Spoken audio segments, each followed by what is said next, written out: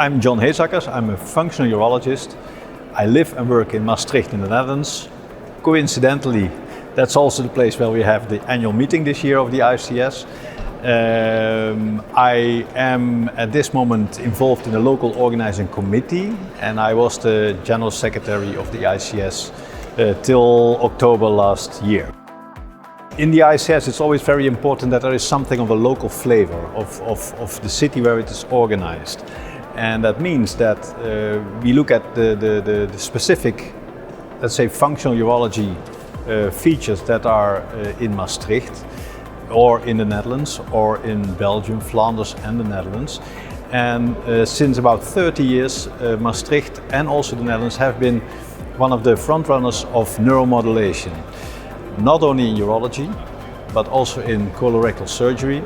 And we will have a neuromodulation session as a round table session to present the features of neuromodulation that exist throughout the lower urinary tract systems. So we do something on hypoactive bladder, we do something on colorectal indication for neuromodulation. There will be something about hypoactive bladders and also something about new ideas of neuromodulation to show what can be done with neuromodulation also in topics like incontinence, but also non-obstructive retention, colorectal problems, fecal incontinence, etc., etc. ICS is of course very well known for the urology part of incontinence, that is urinary incontinence. We also have fecal incontinence, which is perhaps even more dramatic than urinary incontinence.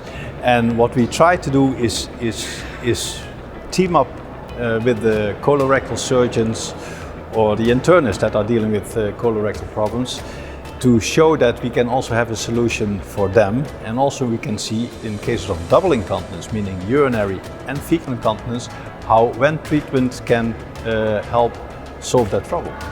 That's what we want to show. Then together also, and that's interesting, of course, if you are incontinent, then most of the time you are suffering that psychologically also from it. So what we do also in a multidisciplinary setting in Maastricht is that we work together not only with a psychologist, a pelvic floor physiotherapist, but also with a psychiatrist in order to overcome these problems and also make that part of the treatment as well.